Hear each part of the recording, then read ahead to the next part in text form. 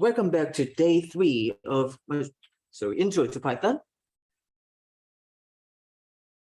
In previous 2 days, we talked about variables and basic data types of Python and making decisions with if block and repeating code in loops using the for loop and while loop. And we learned about lists and how to read and write files. So here is an example of defining variables of various types: string, integer, floating point number, and Boolean. And here is an example of making decisions. So if it is snowy outside, especially in LA, something seriously wrong. So you have to stay home and otherwise go to work. And here is an example of repeating code in loops. We begin with I equal 1, and while I is less than or equal to 10, print I, and I is incremented by 2, and print done. Then we will first print 1 and then add by 2, and this condition is still met, so we run into another iteration, print 3, add I by 2, it is now 5, so this condition is still met, and print 5, increment by 2, it is 7 now, this is still met, print 7, increment by 2, it is 9, it is still met, so print 9, I is now 11, and it is false now, so the loop is done, and we go to print done.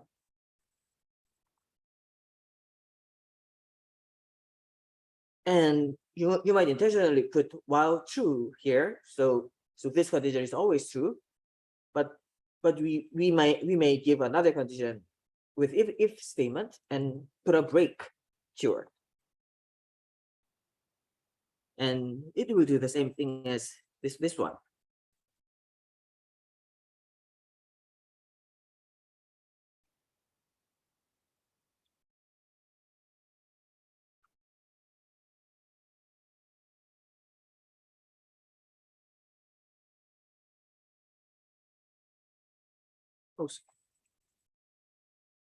Oh, sorry, there's a typo.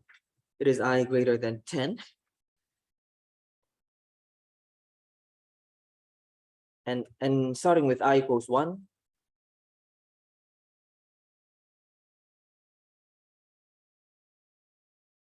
It is first time teaching this, so I have various typos in here. Then it will do the same thing. And we can also do the same thing with the for loop. We don't need I equals 1 here because I is initialized here. So for I in range 1, starting value, 10 stopping value, and step size 2, print I. Then it will print out 1, 3, 5, 7, and 9. And there also was a keyword continue, which stops the current iteration and goes on to next one.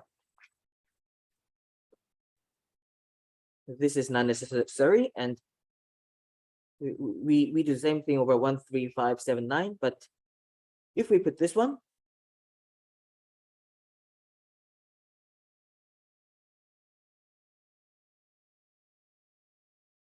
it skips anything that is not divisible by 3,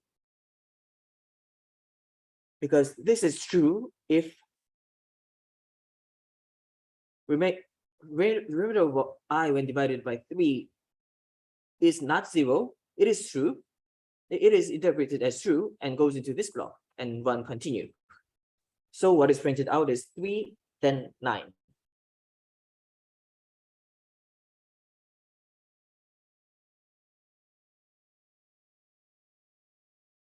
You can try it using this code block. And list. You can define a list with square brackets and separating items with comma. You can put anything in the list, and you can print a list like this, and there is a append method in list, so you can add an item at the end. So after this one, friends has now 4 elements: Mike, Sam, Tom, and Alice.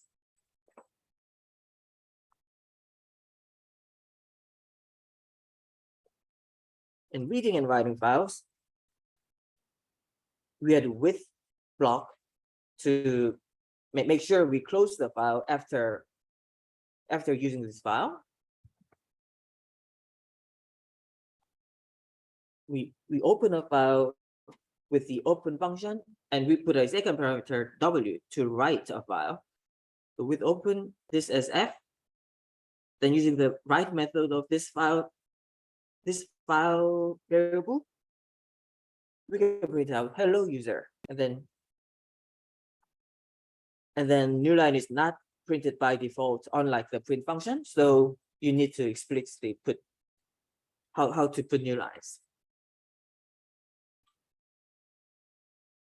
So this writes you a file, and you can read this file using open function again, but without the second argument.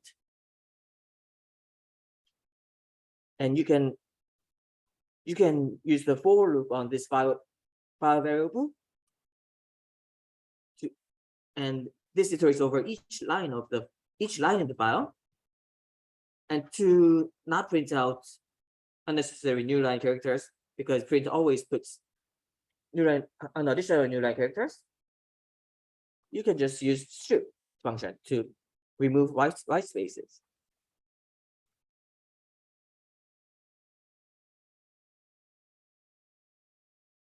Then let's go back to yesterday's material. I missed several points yesterday towards the end of the session. So first one was that I think I forgot to finish an example for list, right? The binary printing the binary representation of an integer.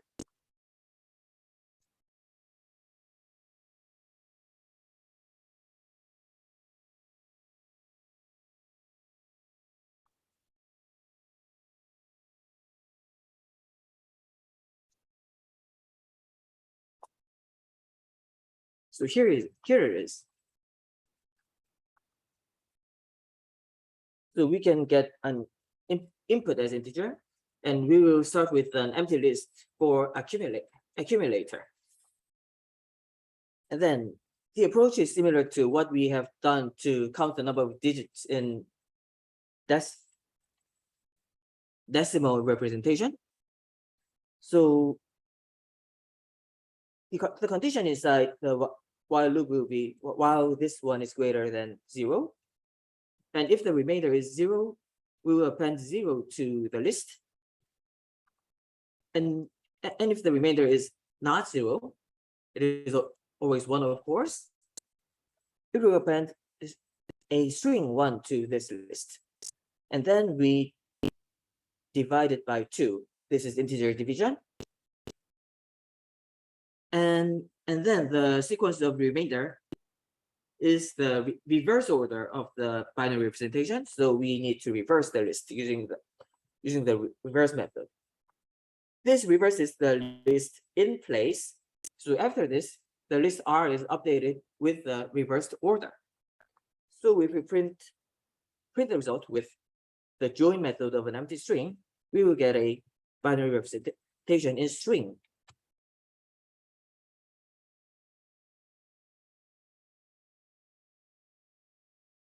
So if we try 25, its binary representation is 11001. It is 16 plus 8 plus 1.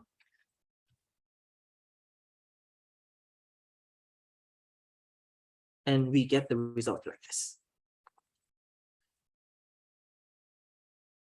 And let's move on to the last exercise of yesterday, printing out the Pascal triangle.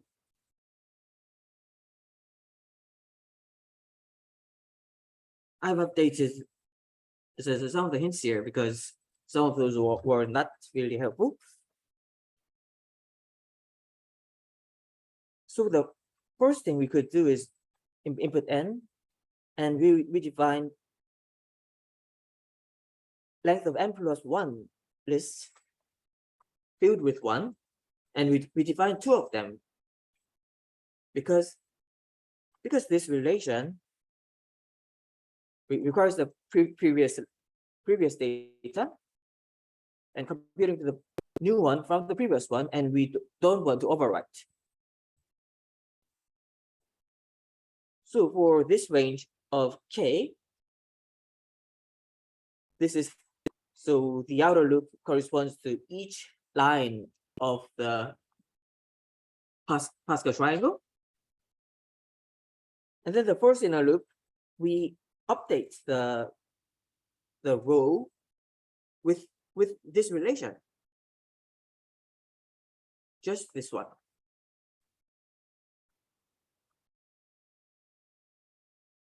And then we print out the row, and then we assign the values in L to the L pre for the previous row. And we are doing this one.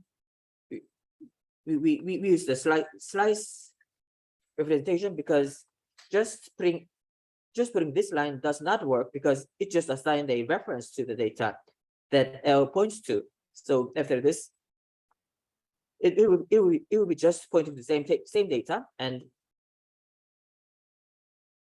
if you update L prev is updated as well if you do this. So if you put 3 here, then you see 1, 1, and 1, 2, 1, 1, 3, 3, 1.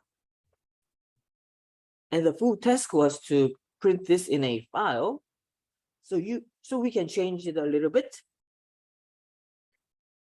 At the outermost side, we open a file. The file name is Pascal underscore number.txt. And we do the same thing with print function replaced with fout.write function.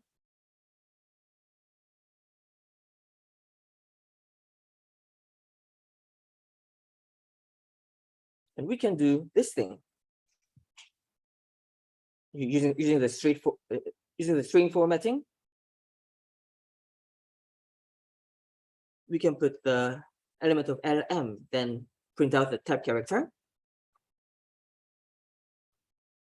And then instead of an empty print function, we can put fout.write and then printing out a new line character.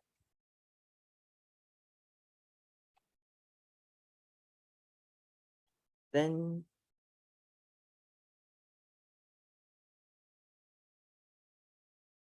it writes it to the file.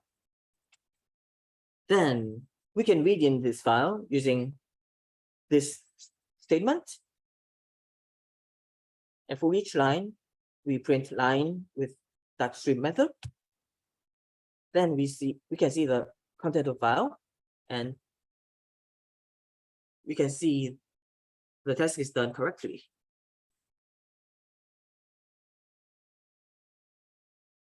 Any questions so far?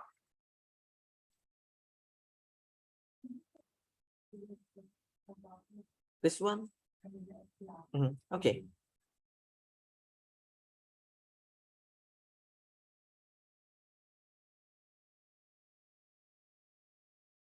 I think you get an access to this code after later today when the videos for the course are released. Okay.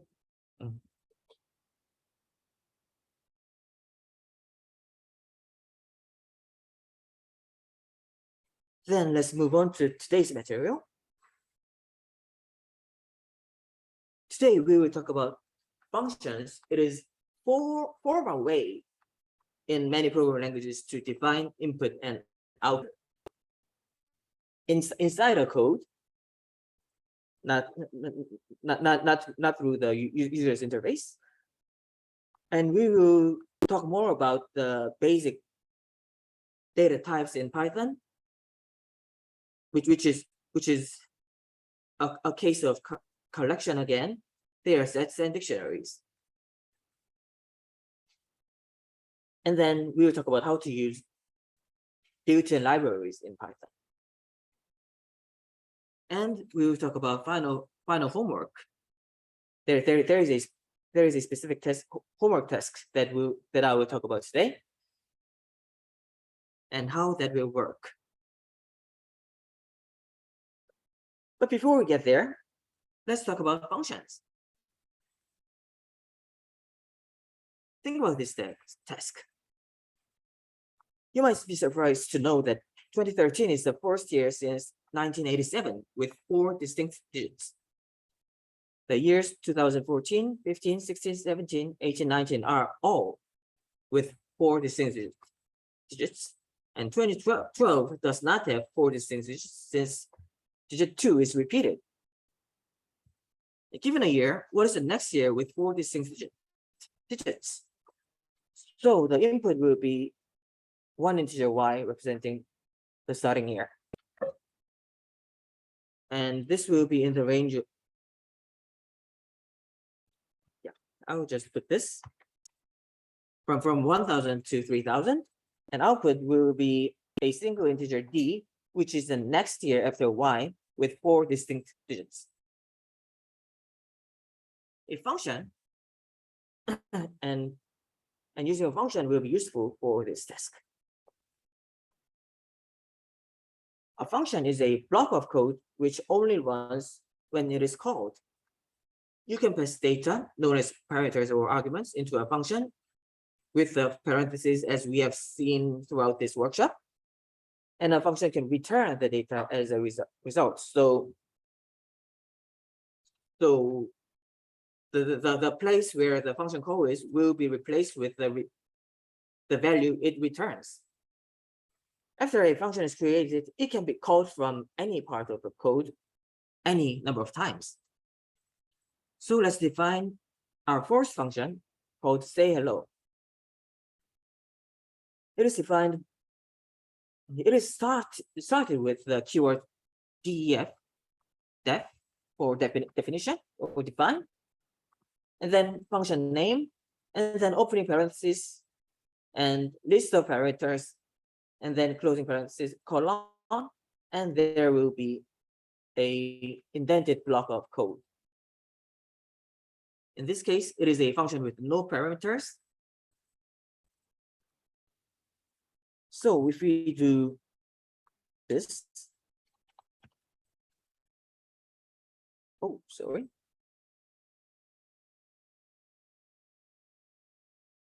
I'll just type this in.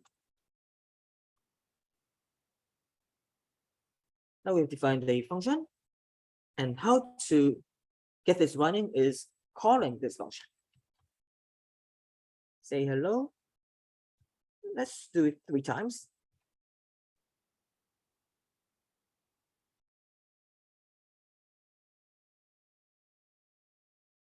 And then we will get hello there printed out 3 times.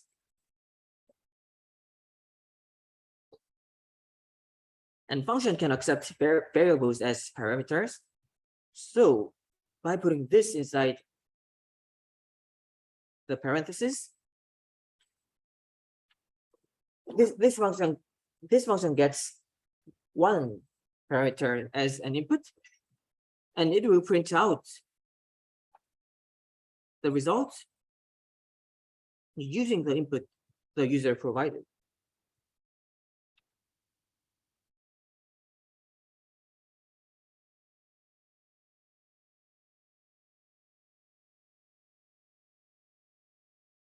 By doing this, when you call it with a parameter, this parameter will be used to print out the result.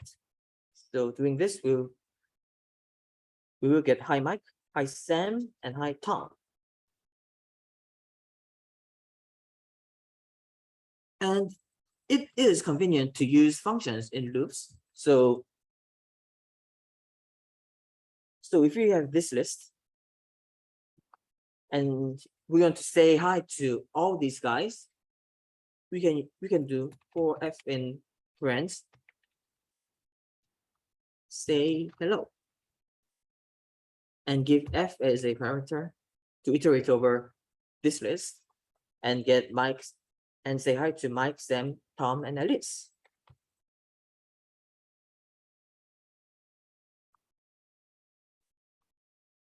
And this is a type of function that does not have return values.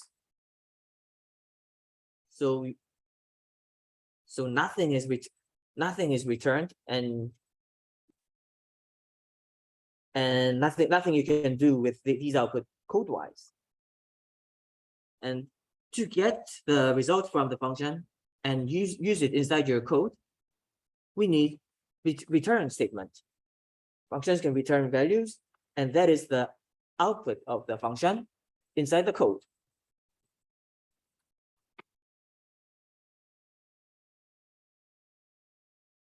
So this is now a function with 2 parameters. And what we will do with this function is return a plus b.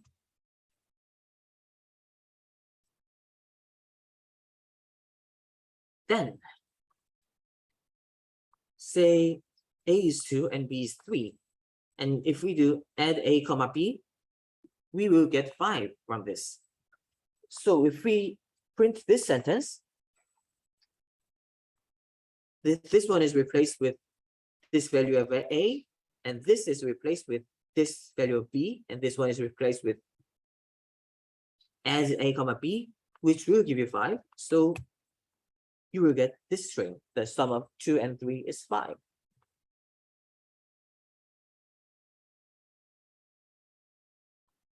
A complex problem becomes more manageable if it is broken into parts that are easier to conceive, understand, program, and maintain. So functions have been creating top-down design for programs, which means we start with the whole task and we decompose it down to small parts.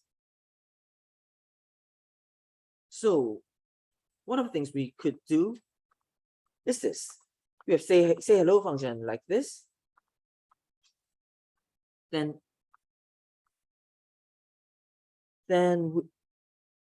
we could define another function, say hi to all, with friends as an argument. And for every friends, we just use say hello function. Then the code will be more readable down here in human language. And what we get is reusable functions. So this is what we did before, but we can change the list of friends and get different results.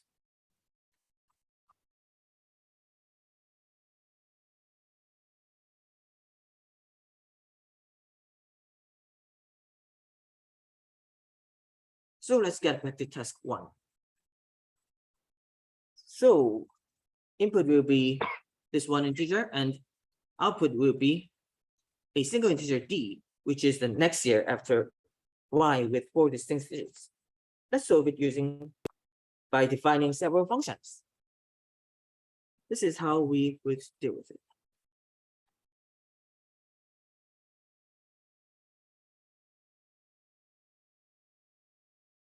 We can define a new function with one argument that will be input of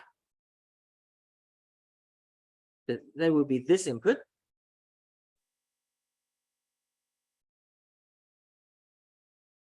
Then what we would do is give a while loop, and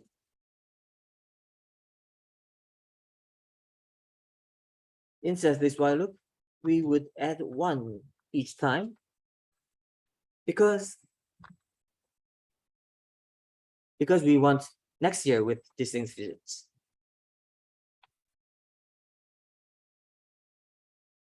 And with each value of updated n, what would we do?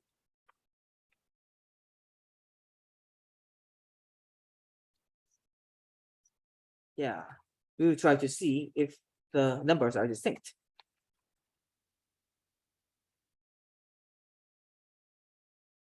So we might want to define this kind of function here. And again, putting n as a parameter. We will check. We want this to return Boolean. And then, if so, we will break this loop. And then at the end of this loop, we will return n.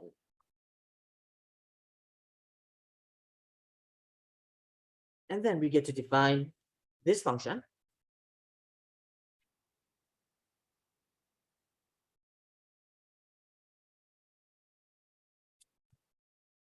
How would we deal with this?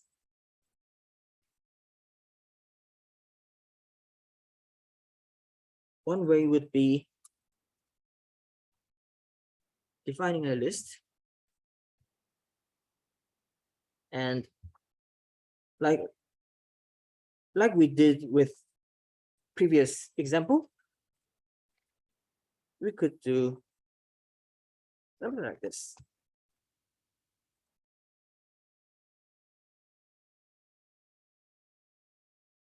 While n is greater than 0, we will check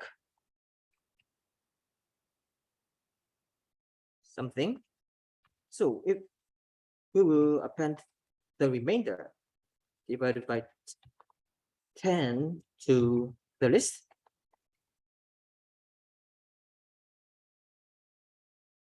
and do the integer division to n.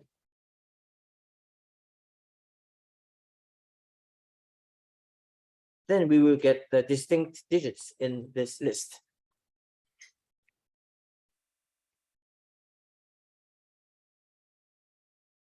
What is the next thing?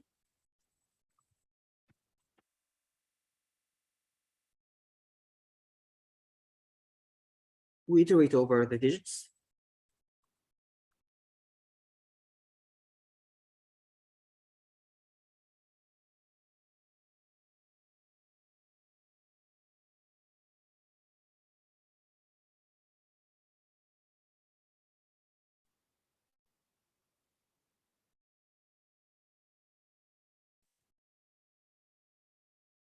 So we iterate, and we will have a nested loop here. For I in range, for each of them, we will check from I plus 1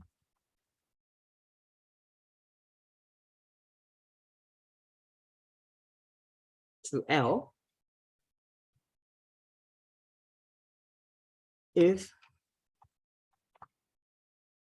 Li is equal to Lj. And if any of these is true, it doesn't have 4 distinct digits. So it will immediately return false.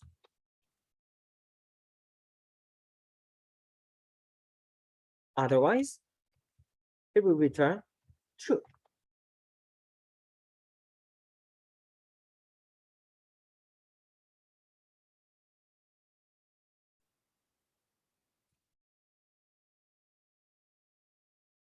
Let's see if this is correct. Let's try with 2013. We get 2014, which is the next year with 4 distinct digits. Oh, actually, I'm asking if it has 4 distinct digits. So if length of this list L is not 4, we can just return false.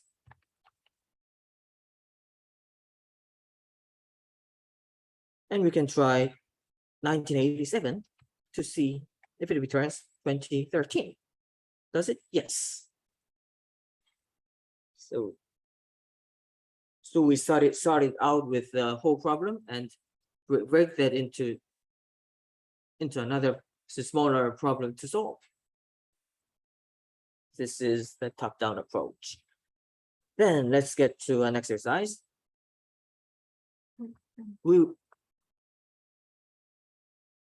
I think we have done similar things before, but let's create a but let's do it using a function this time.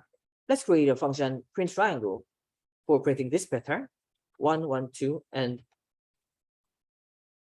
up to 1, 2, 2, n, and also create a print row function and use it inside print triangle.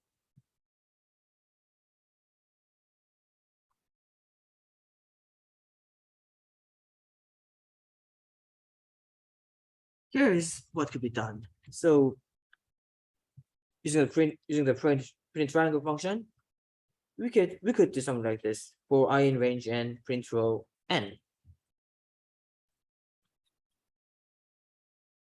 If we have this, what should be the content of print row n? It would be another for loop.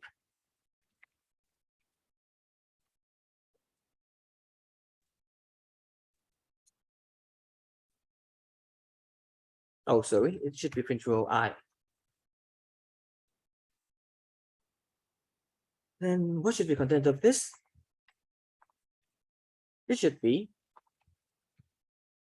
print I and equals space, and then print a new line.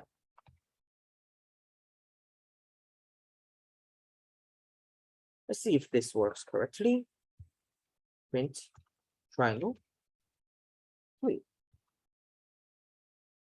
Oh no, I have to put I plus 1 here, so we start with so we start with 1, and what else?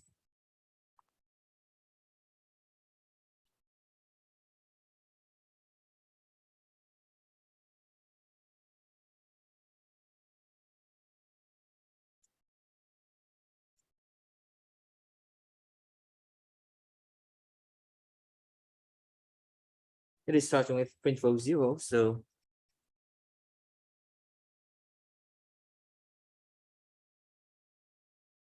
I actually have to put n plus 1 here also.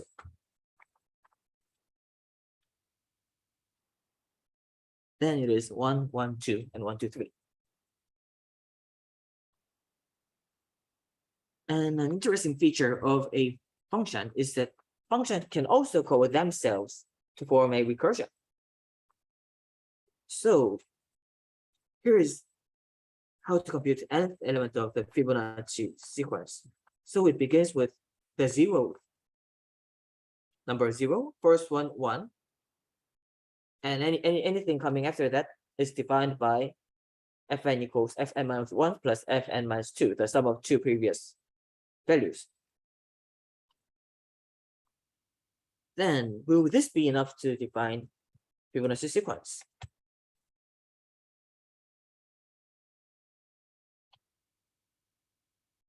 It is not. It will get some recursion error, which means we are calling too many functions and it never ends, so it hit the limitation. And when you are doing recursion, you need to define when this recursion ends. And in this case, it is defined by those two values. So you have to put this kind of condition. If n is 0, you have to return 0 instead of this one. And if n is 1, you also have to return 1 instead of this one.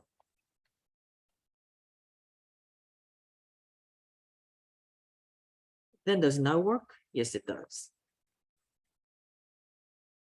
So 0, 1, 1, 2, 3, 5, 8.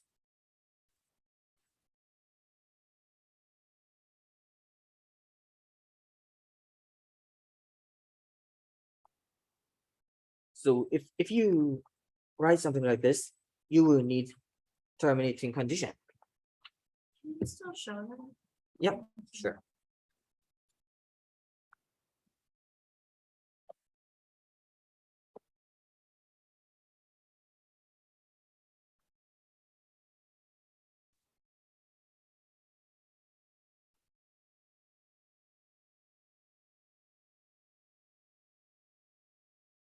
And we will have an exercise going into the break.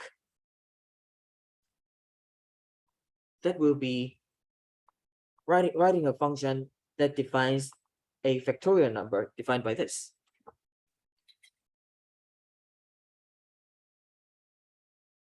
And 0 factorial is 1 and 1 factorial is 1. So those will be terminating conditions. Either of them will be terminating conditions. And try defining that function using for loop and try it using recursion. We'll return at 10.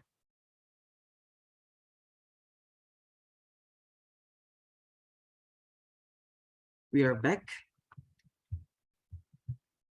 So how would you do this? So we will need an accumulator approach like we did many times before. But this time we will start with 1.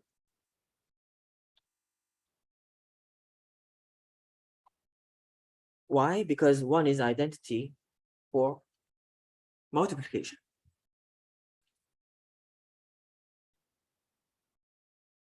Then for n in range, for k in range n.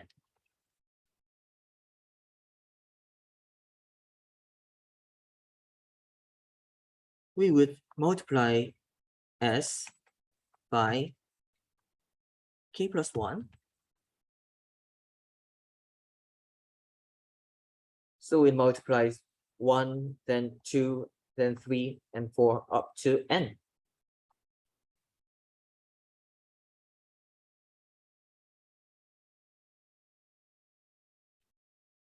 Let's see if factorial of 5 is 120. Sorry, I forgot to return.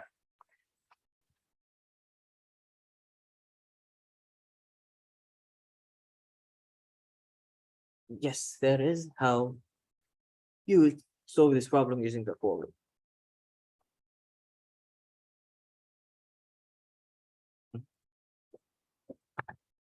Now let's try recursion.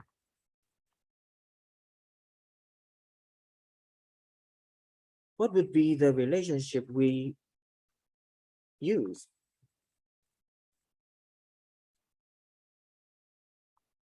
It would be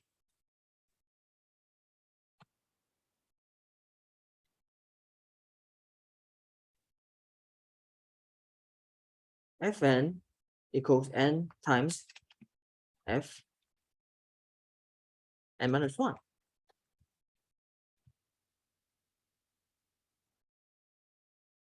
And the terminating condition, f1 equals 1.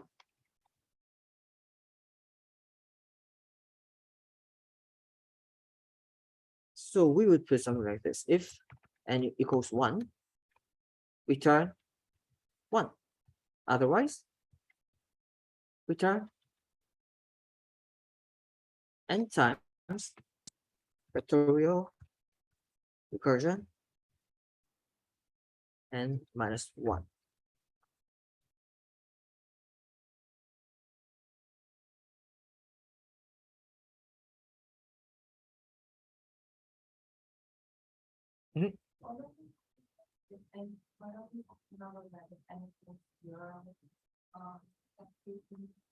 If 0, what?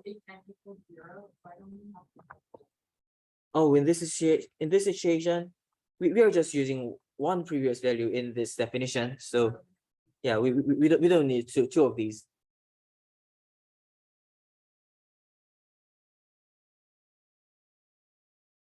But we could switch it to 0 because factorial 0 is also defined 1.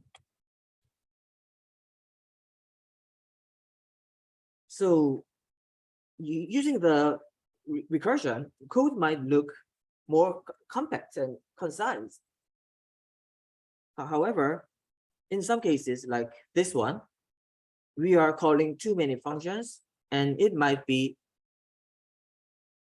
not very efficient way to write a code. Actually, you can also compute Fibonacci numbers using a for loop by using several more intermediate variables, and you could try it at home. let's go to this example that we did in the first day of this workshop. So now we can write test number function that checks if the number is divisible by 3, 5, or 7, but not by 15, 21, 35, or 105.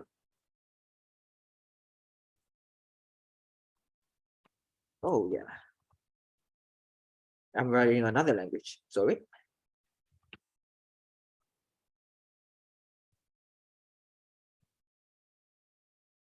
We would do test number n, and then it would just return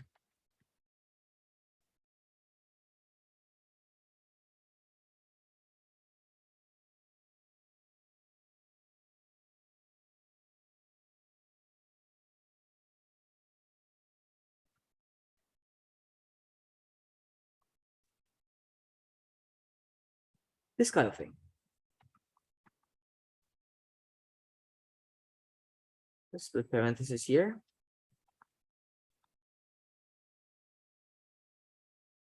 And not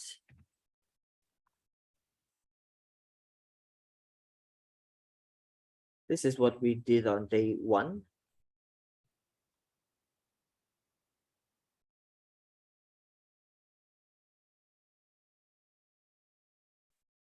The values were 15, 21, 35, and 105.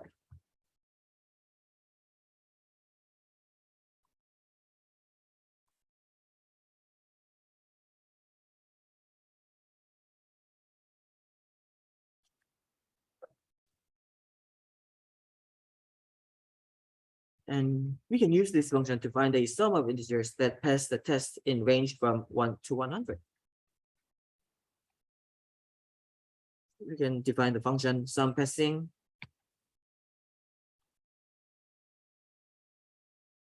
n, and then for y in range 1 to n plus 1.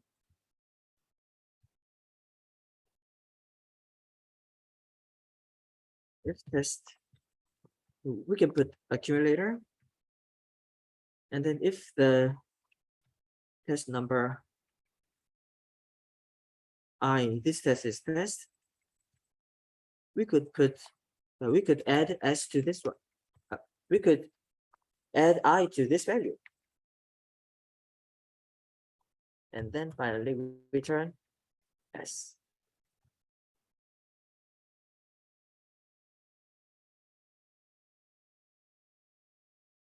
This will be 3.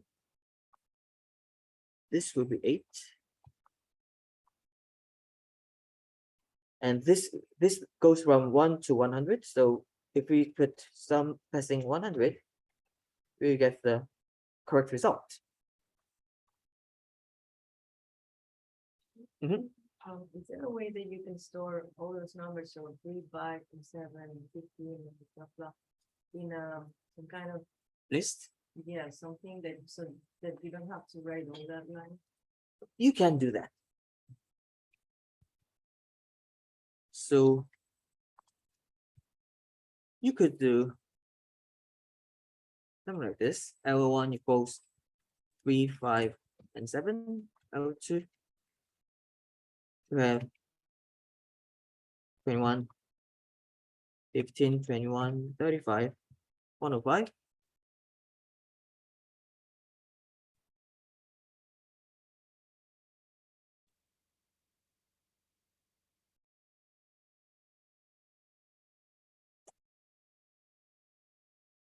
And now what? For value in L1.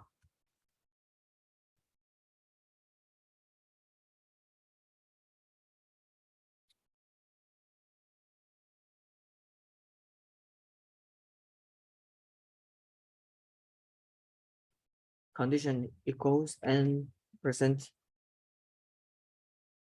v equals 0 or cont. Then you can check this part.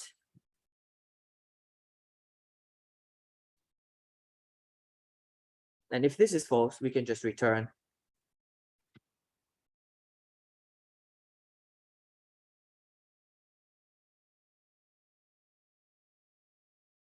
false.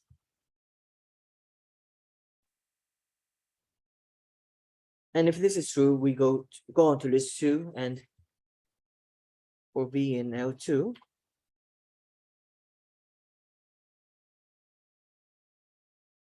and then check ampersand V is 0. If any of those is true, then we have to return false. So we do this, and at the end of this for loop, we can put return true.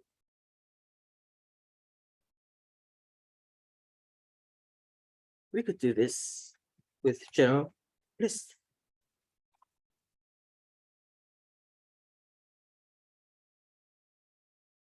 Mhm.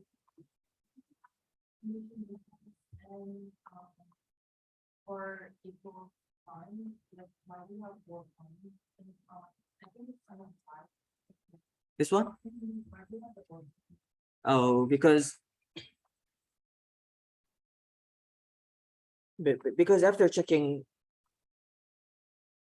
with 3, and then we want to check with 5, and this is the or condition, yeah.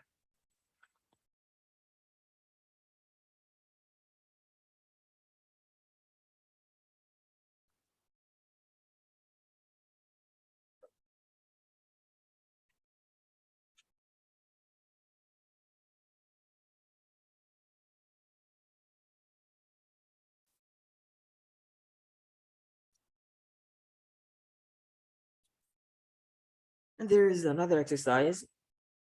This time with the leap year example. This was also on day 1. And we this time again we will use a function that checks if a year is a leap year, and then using for loop, we will count the total number of leap years between 999 and 2010.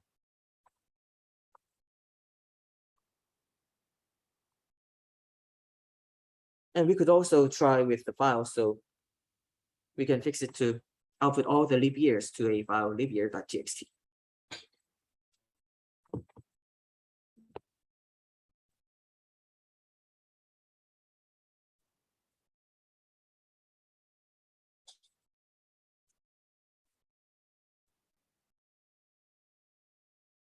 Okay, so let's copy paste some stuff we did on day 1 because I've been doing too much live coding this workshop. So let's define a function is leap year.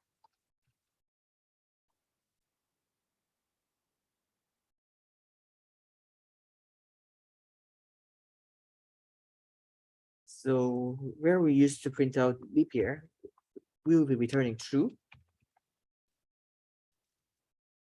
And for not a leap year, we will be returning first.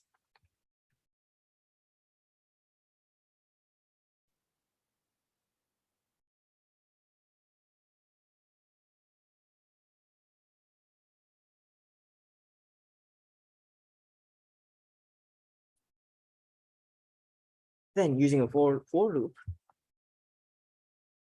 for I in range 999 to 10 plus 1.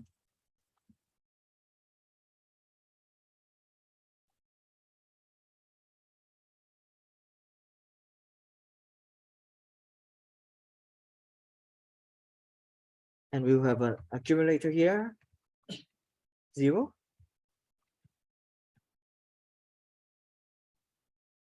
It is leap year. Year, and then we will be adding 1.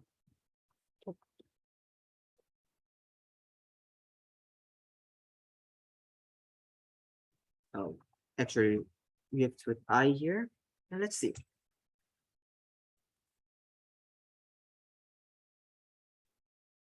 we have 245 leap years between these years. And let's modify this to output all leap year tree file leap year.txt. How we do it?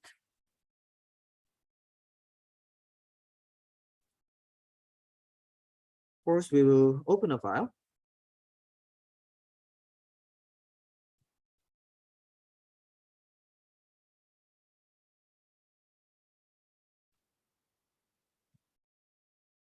And we will write the file as fout. Then we will indent the block. And if this is a leap year, we will write the year.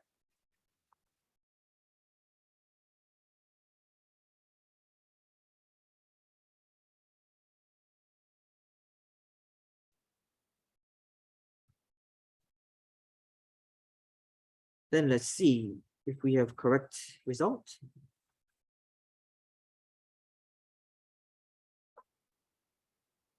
These are the leap years in the range.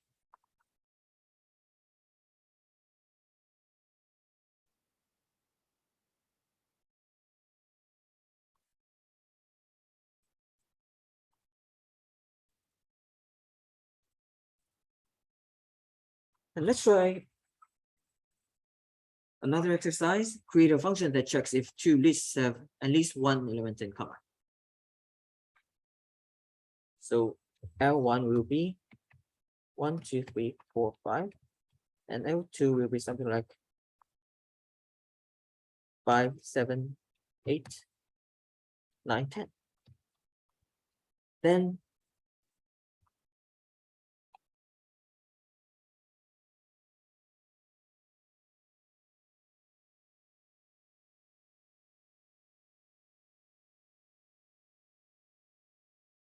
this has to be true.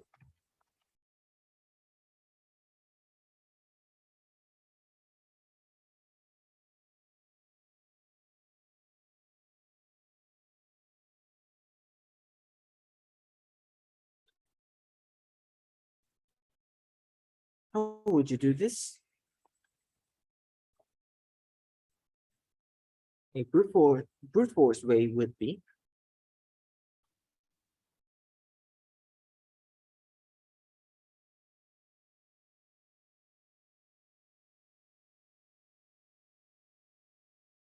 a nested for loop.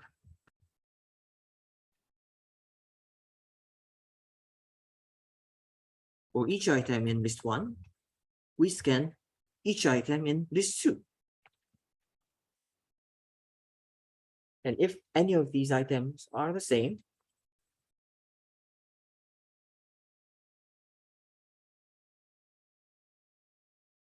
then true. And if nothing is same, the for loop will run until the end, and we can then return false.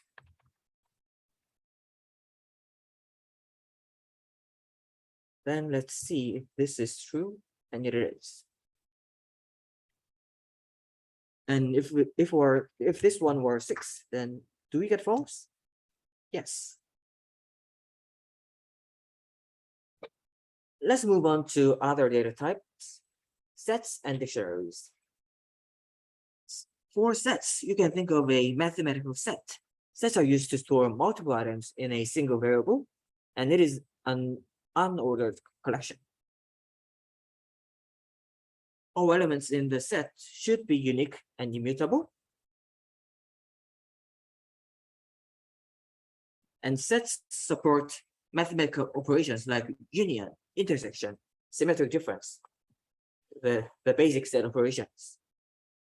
And sets are fast in finding elements because it stores values in a way that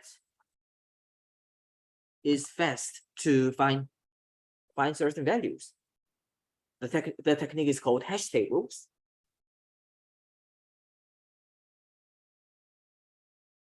And it is much faster than scanning the whole list to find which one is where. The basic operations the vertical bar is used to get union, and sign or ampersand is used for intersection, minus sign for set difference, and caret for symmetric difference, which is defined by this set notation. And set literals are defined by curly brackets.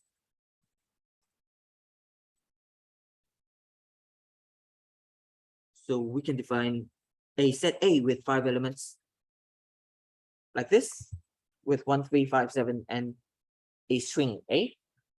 And we can define a set B with 4 elements, 2, 4, 6, and string A, like this. And we can see union of these two sets, 1, 2, 3, 4, 5, 6, 7, and then string A.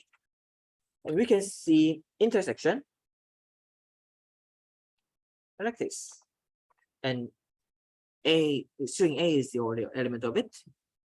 And we can see set difference like this. It will be 1, 3, 5, and 7. And for symmetric difference, there's 1, 2, 3, 4, 5, 6, and 7.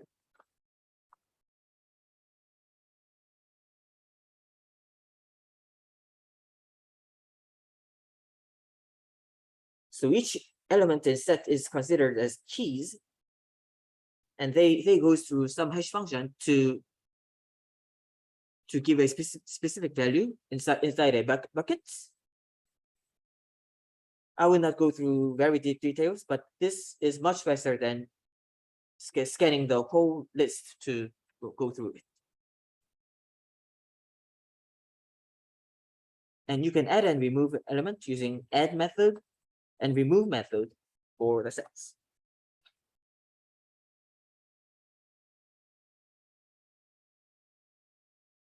So to 2A, we will add an element, a string B, like this. And we can remove an element like this.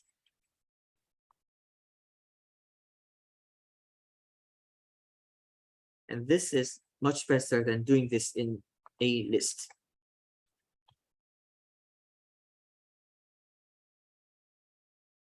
And in order to use hash function, the objects have to be immutable. So it has to be constant and should not change values. So you cannot put a list of 1 and 3 into a set, because lists are mutable.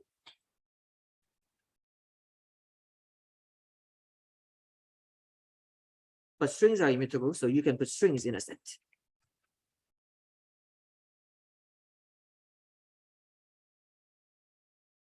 This will be an error.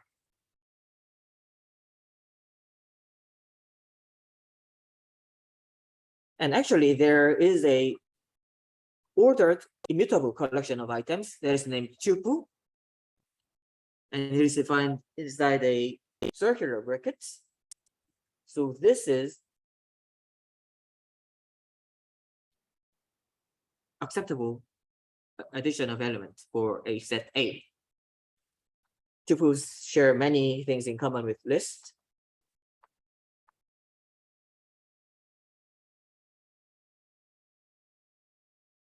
Except for that it is immutable, like strings.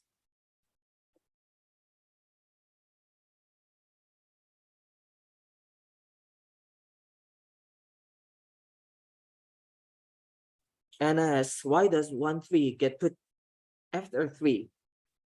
The set is unordered collection. So where the new element is added is not defined. It could be here, here, here, or anywhere.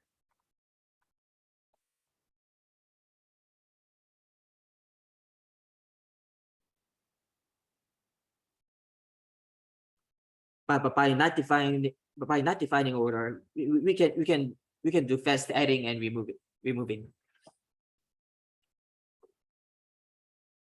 And sets can be converted from a list using a function named set. And if there is duplicate entries, they are automatically removed because it is similar to Matplotlib set. So if we change this list as a set, we have 1 duplicated and string A duplicated. They will be removed. And we'll just have 1, 3, 5, 7 and a single A.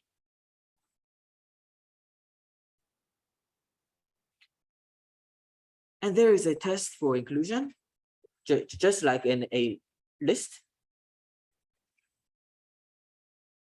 So A in A checks if this one is in this set, true, and B in A checks if this one is in this set, false. And it is faster than doing the same thing in list.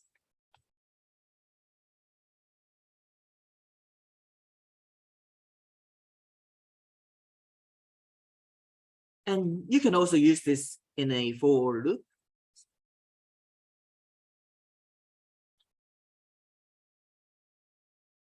And sets are unordered, so you may or may not get the elements in this order. You may get different order each time running. So you should only use it when the order of execution on this list, this set is not important, because you don't know the order of execution. You don't know the order of execution on over this set.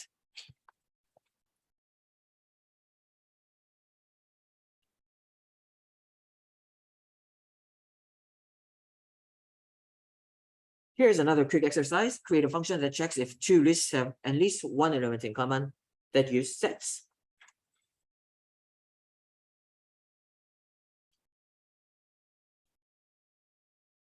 So basically, you will be modifying the function you defined earlier. This one.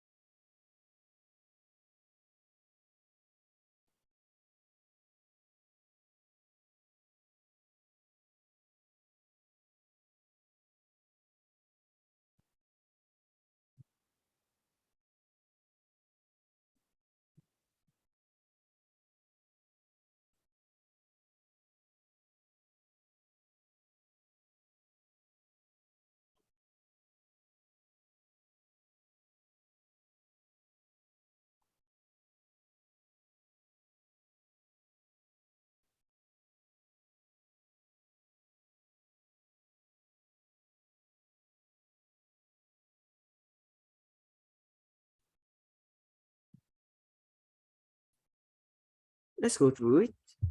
So we can convert list 1 to a set, and list 2 to a set also. And then we can get an intersection.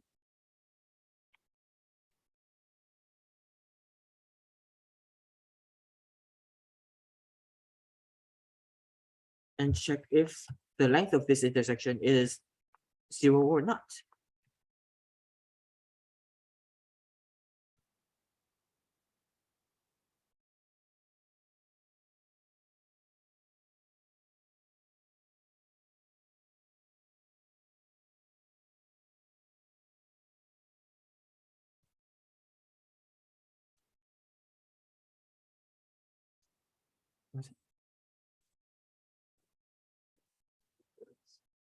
I'm taking a break in 20 minutes.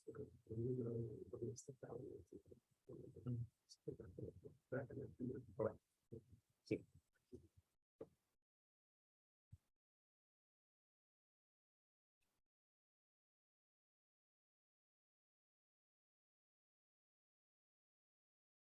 And we will check if if this function is written correctly,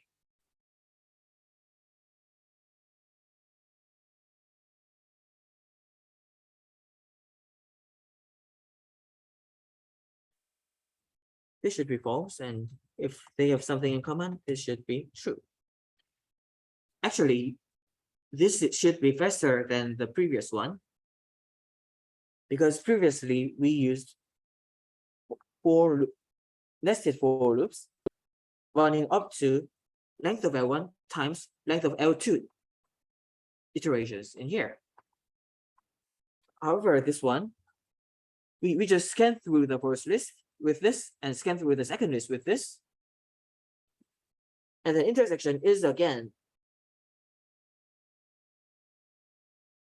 not much more than scanning through both sets.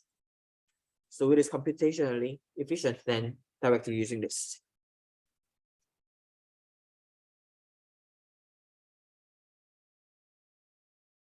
So here's task 2, attack of the ciphertext. So Ruby is a code breaker. She knows that the very bad people are sending secret messages about very bad things each other. However, Ruby has managed to intercept a plain text message and the corresponding ciphertext message. Your job is to automate Ruby's code breaking and help to save the word, perhaps. The input is 3 strings, each string on a separate line. First string is a plain text message, which Ruby knows about. And they are actually using all the characters in A to Z. The quick brown fox jumps over the lazy dog.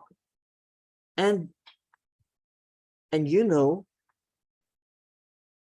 by the second string, which character corresponds to which. And third is another ciphertext message that you need to decode into a correct output. And in this case, it was, we are very bad people doing very bad things, haha. And in Python, there is an efficient way to deal with this task by using dictionaries.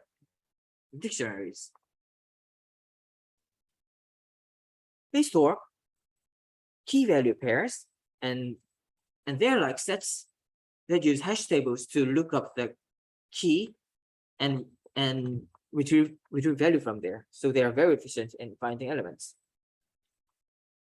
And how to define a dictionary in literals? It is again surrounded by a pair of curly brackets. And each item is represented in key value pair. And on the left side of the column is a key, and on the right side of the column is value. So key is name, value is 0, key is age, value is 34, key is position, value is software engineer, key is degree, and the value is BS. Then you will get a dictionary. And you can display the dictionary like this. And again, these are unordered. So the order of keys may be shuffled here. And dictionaries have .keys method that lists the keys in the dictionary. So we can see the keys in this dictionary like this. And also, they also have values method. So you can see values in the dictionary like this. And also, there is items method. It will give you pair of keys and values.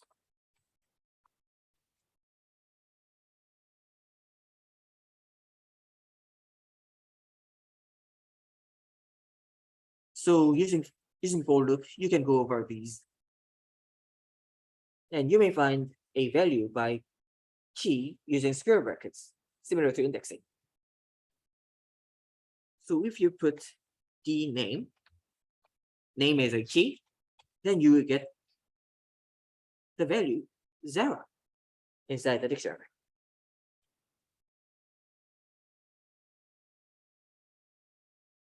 And to get the value in the key degree, you can do this. And in this case, you will get PS. Dictionaries are mutable, so you can change the value corresponding to a certain key. So you can give, so if this person is graduated from MS program, now the new degree is MS.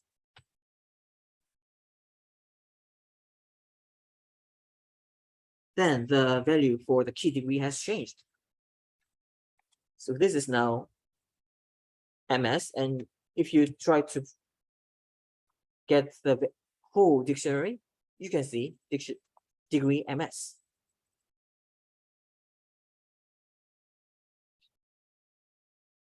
And you may iterate over a dictionary using a for loop like this.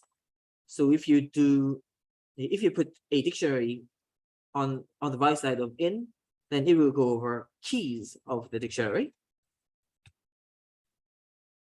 And this will print out each key value pairs by using K here and then value DK here. And you could also use items method.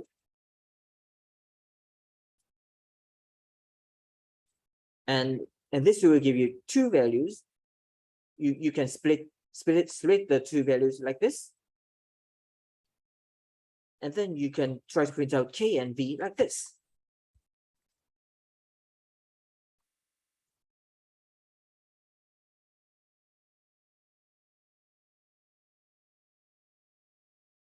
Then let's go back to task 2.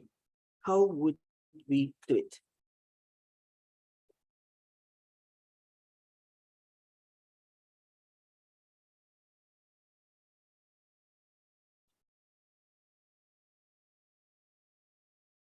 We will get 3 lines. Oh, sorry.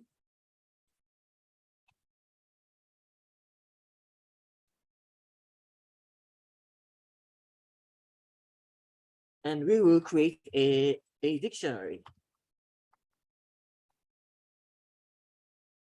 And for each character in S2,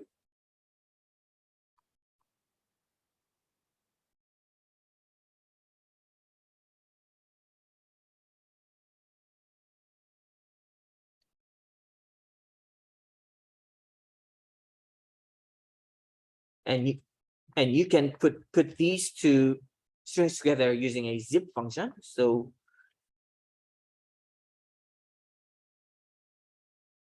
zip S1, S2.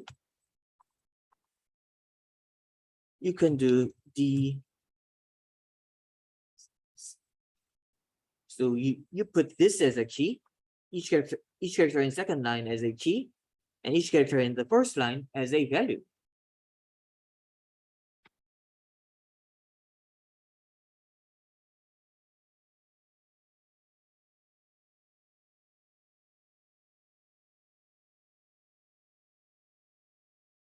Then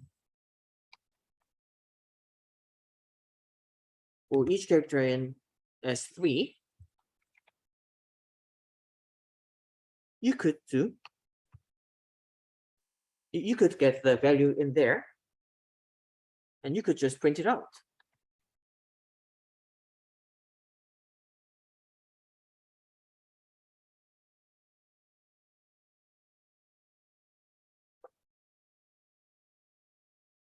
Then let's see what we get. First line, this one. Second line, this one. And third line, this one.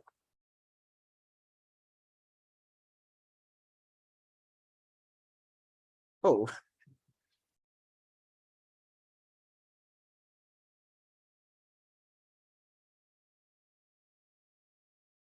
What am I doing? I don't need this.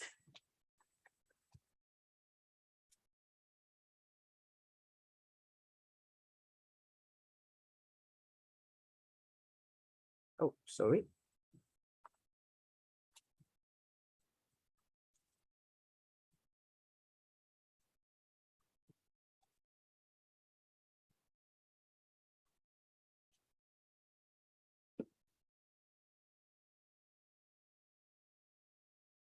then we broke the code.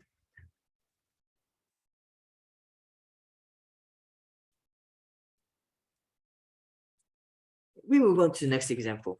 You are given n numbers a1 to an. Output all the modes of this list using a single line. Now, output all the modes of this list on a single line. The mode of a list are the values that appear the most times relative to the other values in the list. It is guaranteed that at least one mode exists. So you need to figure out what is the most frequent value in a list.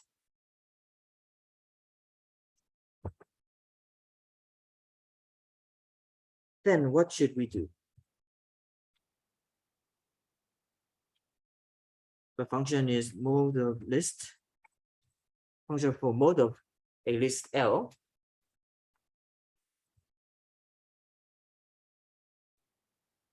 We could define a dictionary, and we parse the list.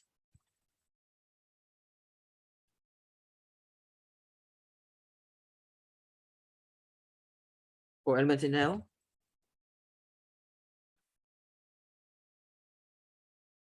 if this element is inside the key,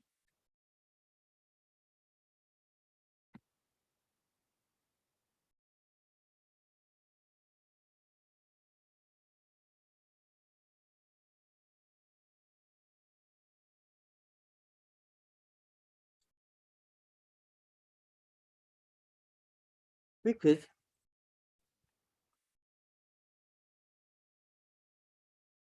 add 1 to what is in the value.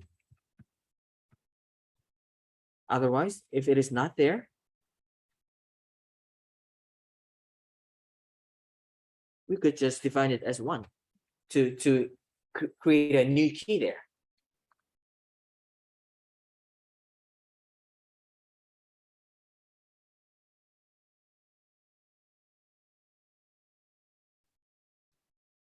Then we would have the dictionary with keys, each unique item in the list, and with the values, number of appearance of that item in the list. Then what would be next?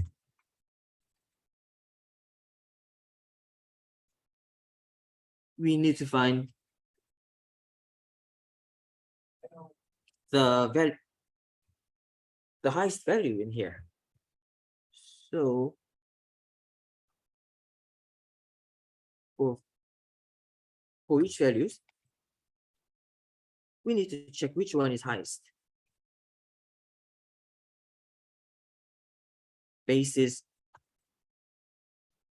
max count. We start with max count 0, and if v is greater than max count,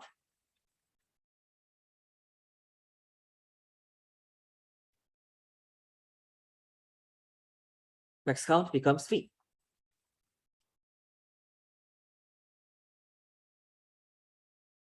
Then now we can, so we now know maximum, how many times an item appears the most. So if the most frequent item appears 3 times, we know that count in this max count. So now we can iterate over this dictionary again.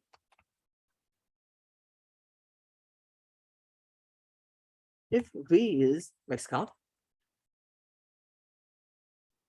we would like to print it. Print the key.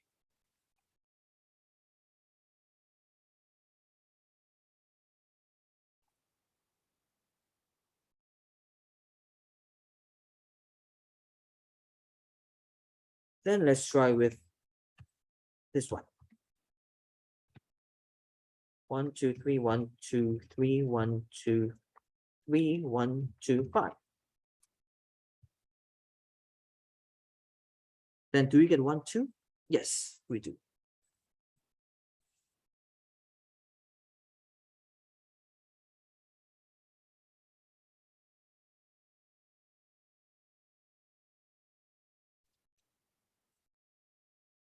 And here is another exercise. There are numerous local and international recreation runners who are eager to take part in this year's Zagreb Marathon. Zagreb is in Croatia, by the way. So each marathon is like very long, 42,000 meters.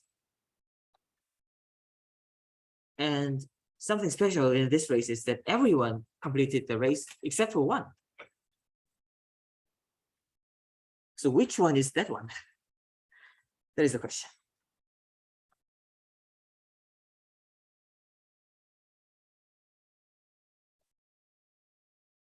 The input will be number of participants. And the next n lines will be each participant. And next n minus 1 lines will contain names of contestants in order of which they finished. So contestant name will consist of at least 1 and at most 20 lowercase characters. And the contestants' names won't necessarily be unique. The output specification. The first and only line of the output must contain the name of contestant who didn't finish the race. So who didn't finish? So we'll try to figure out who didn't finish the race. So with this input, we have 3 contestants, and these 3 are the contestants, and this one finished, and Leo didn't. So the output should be Leo. And for this one, the one who didn't finish is Pinker. Let's work on this exercise over the break, and we will return 11:05. All right, we are back. So with the given input structure, how to call input should look something like this. And then let's see what to do with it. Actually, it is pretty similar to what we did up here. We define a list, and for each input, we do this. If we already have a key, we add 1, and if we don't, we just put 1 there. So we define an empty list here, an empty dictionary here.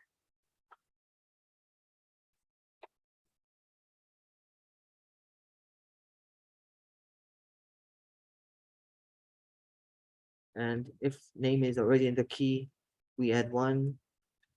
Otherwise, we put 1.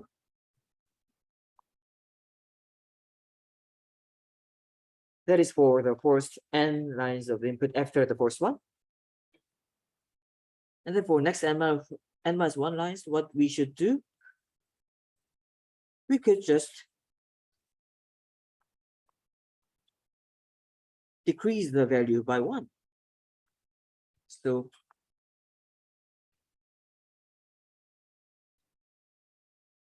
we know they will be already there. We can just do this. And finally,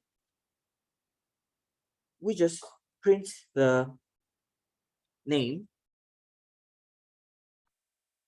whose value is not 0.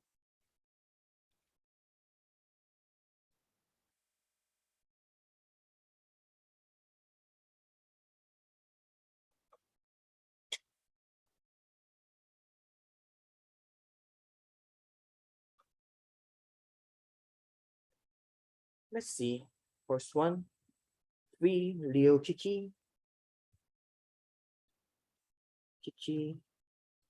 Eden, Kiki.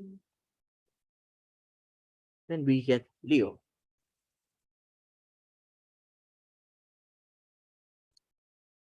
let's move on to the next topic. It is Python libraries. Libraries are external code that developers can use for their tools. They contain complex data types and functions for advanced math, data analysis, machine learning, web parsing, file parsing, and other purposes. Many useful libraries include sys, which is built in Python, math, also built in Python, NumPy. It is useful for many mathematical operations, but they are not built in. They are external package. And pandas, this is R like data frames structure. This is an external also. And for plotting figures, a useful package is matplotlib. So each application has its libraries. So there are others like SciPy, Scientific Python, user-friendly and efficient numerical routines such as numerical duration, interpolation, optimization, linear algebra and statistics, and scikit-learn for machine learning. And all of these useful packages are included in Anaconda distribution. And actually, there is a simple way to create one by writing a file containing code. Say we want to define a say hello in a module. So the content in the code will be something like this. As I said in day one, the triple quote also defines a string, and it allows multi-line string.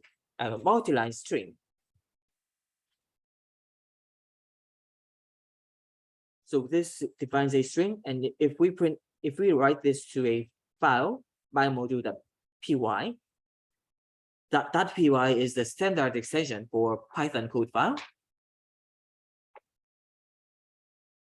If we do this, you have created a Python code file. And you can import it by import module name. And module name is this file name, so it is my module.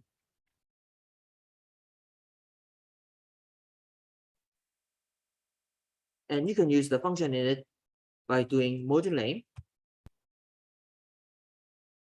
dot function name.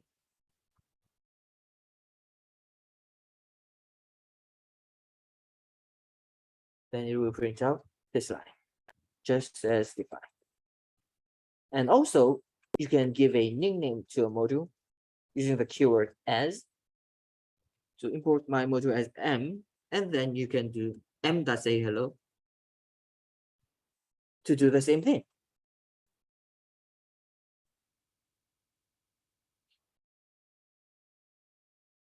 But now let's go through the important modules that is already in Python. We will import sys, for system stuff. So you can print out version info of the Python you are running.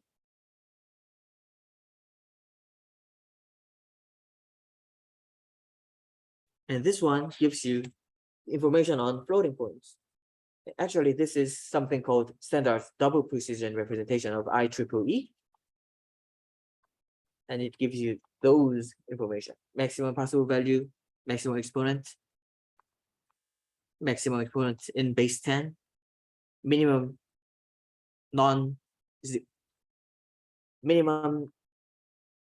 non-negative positive value representable, and those kind of things. And you can check the platform you are running on by running this.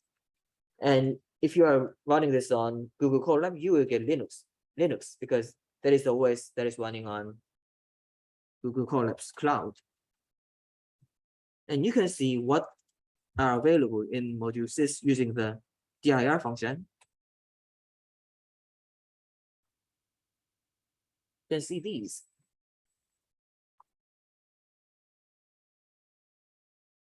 And there is a library named math for many mathematical stuff. GCD for greatest common divisor. GCD of 20 and 8, it is 4. and many mathematical functions like log and cosines, sines, those kind of things, and many constants like base of natural logarithm. So this will give you 1.0, and this is log with base 2, and this will give you 3.0. And you can access the constant pi here. So you can get cosine of 1/3 of pi in radians. So it is 0.5. So you don't have to remember 16 digits of pi like what I did in day 1.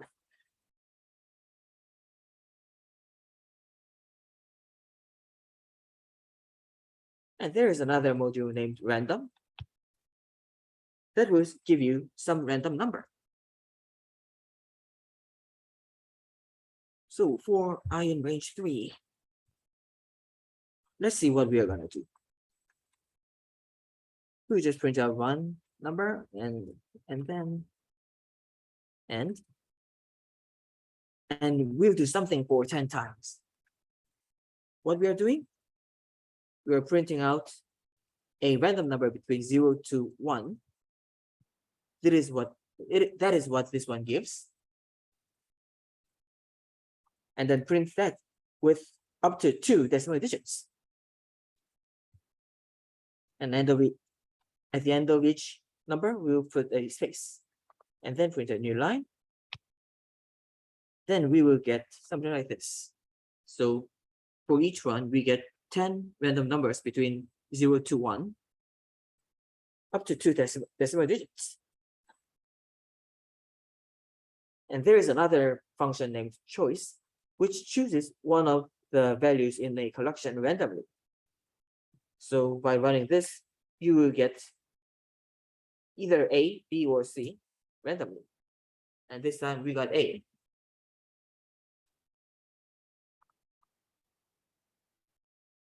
And when you are using random numbers in a research, a common practice is setting a seed. So each time you run it, you get the same number.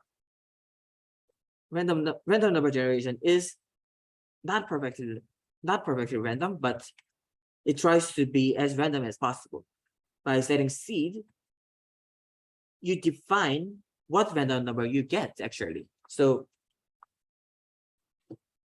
each time you run the code with the same seed, you get a reproducible result. So this will give the same result each time we run it. Otherwise, we get different result each time.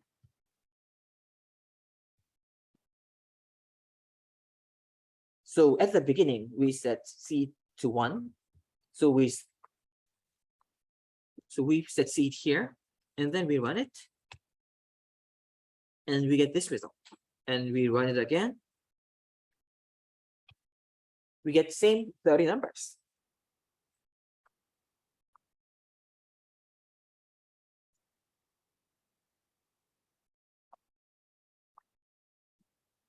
Here's an exercise. Let's write a program that asks user for his or her favorite fruits, and then propose a random fruit from user's input.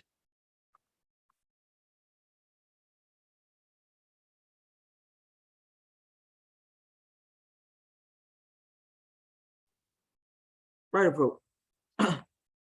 So ask user to input fruits one by one in a while cycle, and use random choice to recommend a fruit.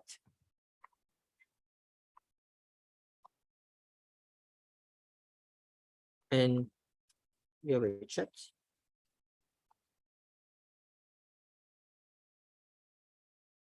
Anna asks, why are the random numbers generated between 0 and 1 if the range in the for loop is set to 1? That is because random.random, this function gives a value between 0 and 1, and we are actually doing nothing with the index.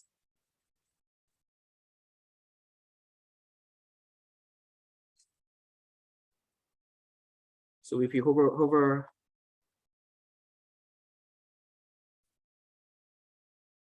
my mouse cursor up here, we don't really see anything informative. So let's see. Help random.random.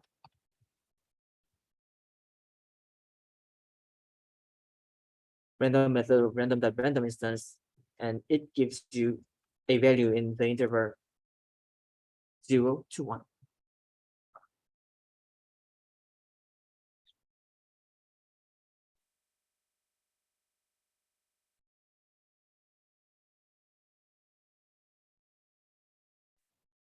Now let's work on the exercise.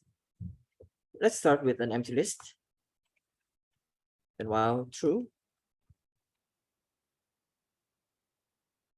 we will read in an input.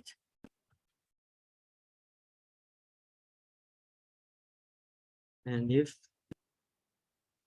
the input is empty, we will stop.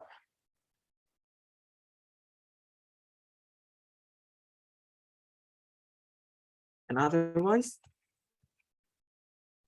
we will append the name of root at the end of the list.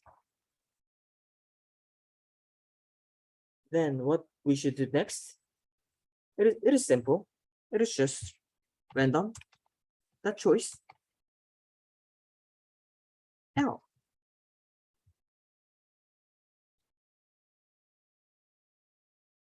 Let's try this. Apple, banana, banana. Fine.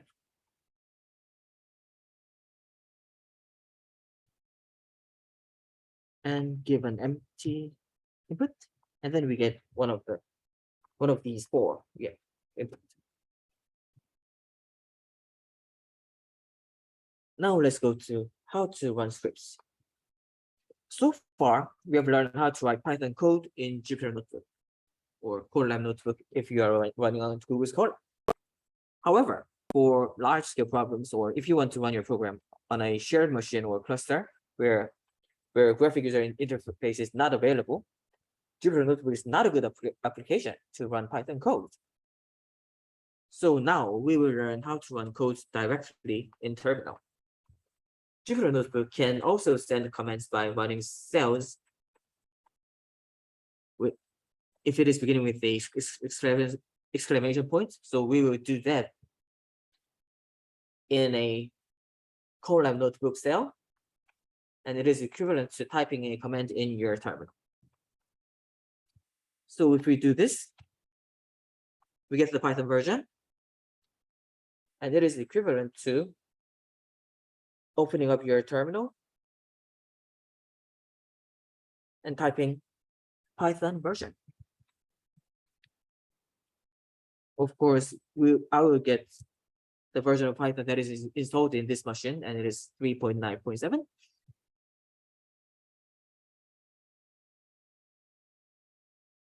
So let's create some random script. Let's write this line of code. Print, this is output from my first script to my first script.py Python file. And let's see the contents of it by using the cat command from the terminal.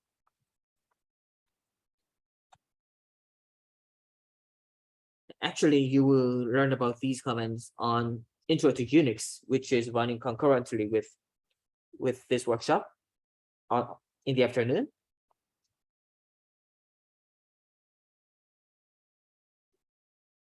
And with this command, you get the content of the file, and that is in this file.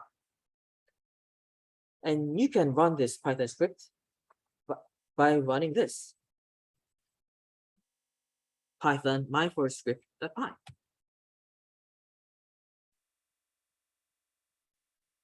So if I had this file on my computer and run this on my terminal, we will get the same output.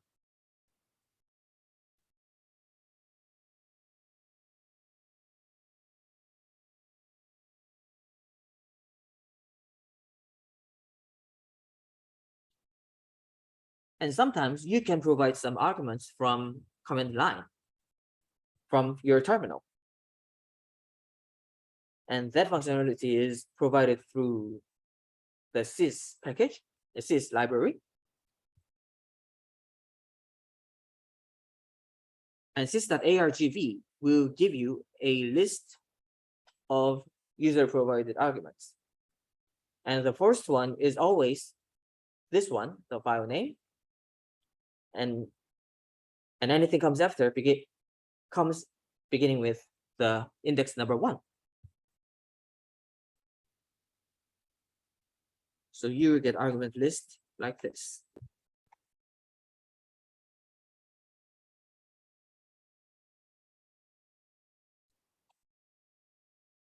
In this case, what it shows is how this block of code is run internally. So yeah, it runs this Python code with this launcher and these options. Yeah, Jupyter notebooks are doing pretty much complicated things underneath to run our code. To run our code easily. So actually, there are more efficient way to parse these user inputs, and that is done by argparse library built into Python. And here's the link to its documentation. But let's try with simple ARGV stuff. In our example, let's write a program that accepts 2 integers, x and y, from the command line user arguments and prints out x squared plus y on the display. Then the Python code for this would be this in a string form.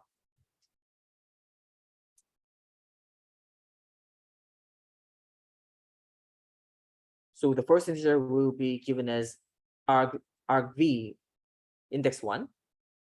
And the second integer will be given in argv index 2. We will have to cast them into integer. Then we can compute x squared plus y.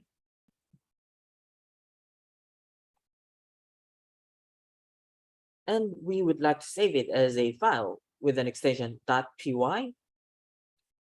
So you can just copy paste this code into a new text file and save it as some name.py, or you can just you can run Python code like this and save it as xsq_pl_y.py.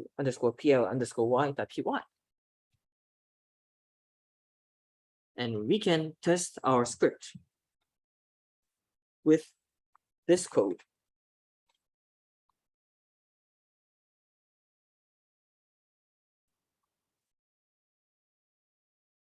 And it prints out x squared plus y equals to 29. And you could also try with other input values. Well, what would you like? 3 and 5? 3 and 6? Whatever. And it gives you 3 squared plus 5, that is 14.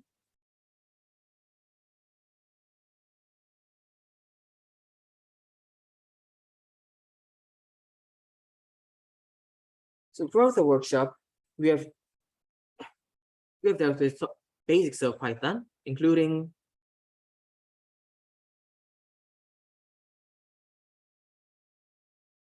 how to run Python, basic data types and variables, how to make decisions using if block, repeating code in loops, lists, and reading and writing files.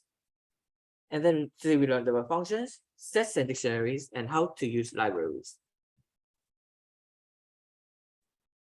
And where can you go from here? Throughout this workshop, the word class came up sometimes, but I avoided using the word class throughout this, and you learned how to use methods, but you didn't learn how to define methods. Those kind of thing is key concepts of object-oriented programming, and that is reserved for the workshop Advanced Python. And for more domain-specific use in data analytics, we have workshop on machine learning with Python, and in that workshop, you will learn how to use some of these packages, including NumPy, SciPy, Matplotlib for plotting, and scikit-learn for machine learning. So those two are the simplest steps to go from here. And what you have learned in this workshop also are also used in many other languages. So what you learned here is what you should look for in many other languages when you make transition to other languages. So hope I provided good backgrounds for that stuff.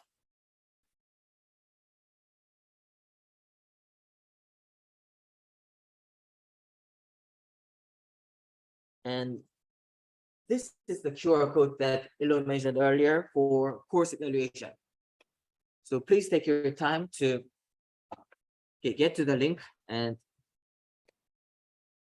your input will be valuable for improving our materials. Especially this is my first time teaching this workshop, so it will be much helpful. I will also share this link this afternoon.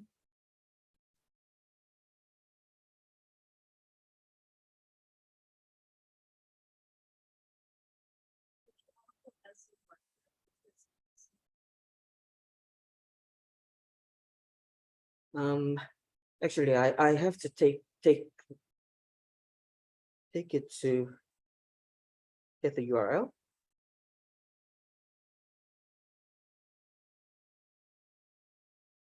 How do I copy it?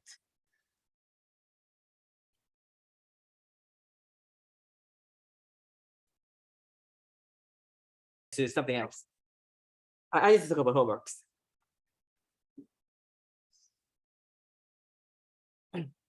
So along with those completed notebooks and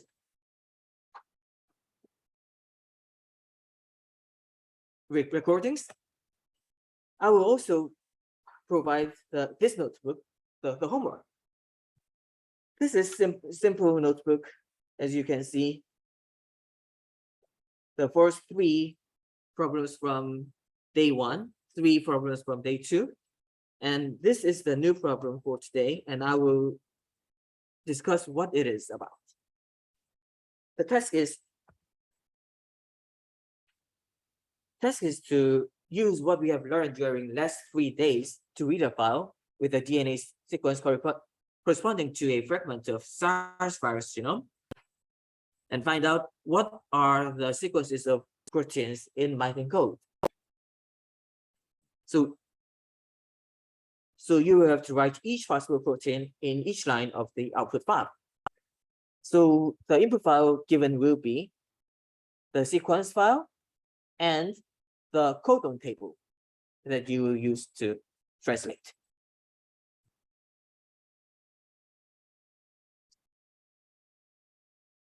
So what you do is you need to remove spaces and new line characters that appear in the sequence file, and you also have to skip the header line. And once the DNA sequence is ready to process, you will have to iterate over 3 letter substrings and use the translation table to infer which amino acid or subcodon each substring corresponds to.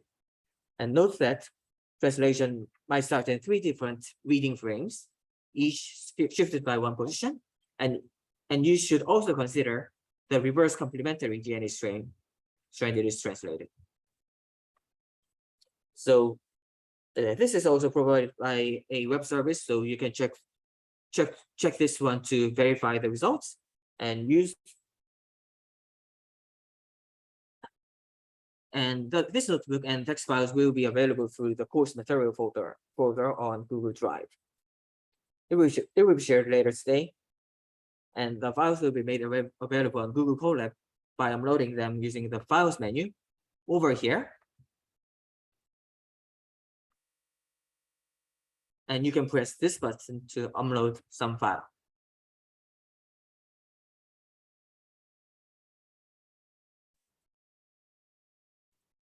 So these input files will be provided through that Google Drive folder. Codon table.txt will have 3 columns. First one is the 3 bases ACGT, and then 1 letter code for amino acid and 3 letter code for amino acid.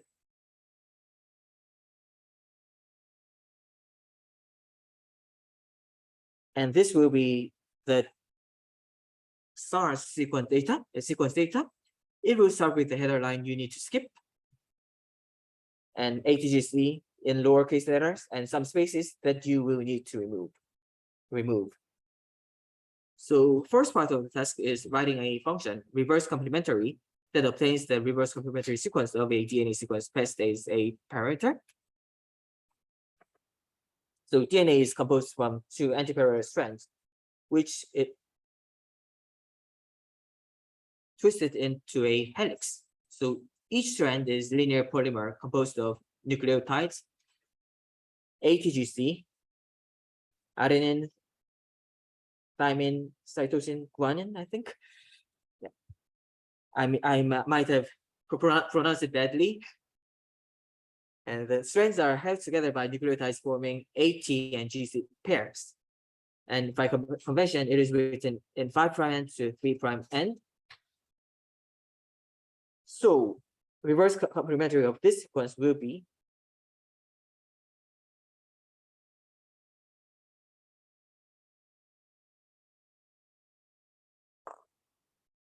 CCT, GGT, CAT. So this function call should return CCTGTCAT. And you might want to use this dictionary for complementary basis. And second part will be reading in the file codon table.txt.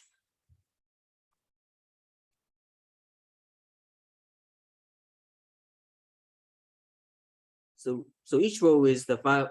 Each row of this file is codons and amino acids. So you need to create a dictionary with codon as the key and singular representation as the value.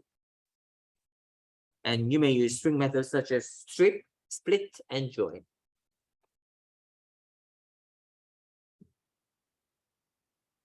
And then you will parse the input sequence file, and you need to remove space and new line characters. And you need to skip the first line, and you might want to change the characters to uppercase.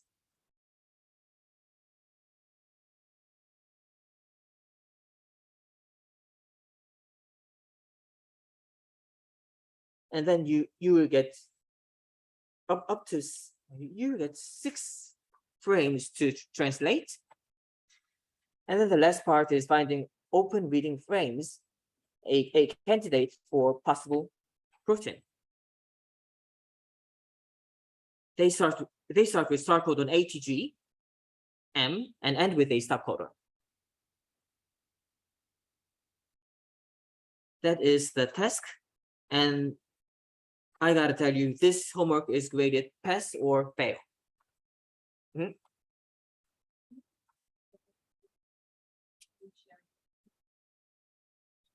Sure, yeah. I will do that and try to give some feedbacks if that is possible.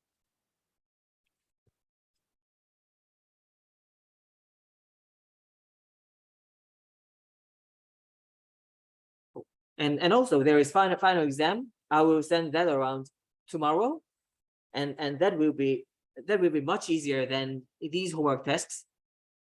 And that will have numeric grades. And I think that is pretty much it. That is the end of the workshop. Thank you very much for attending. Thank you.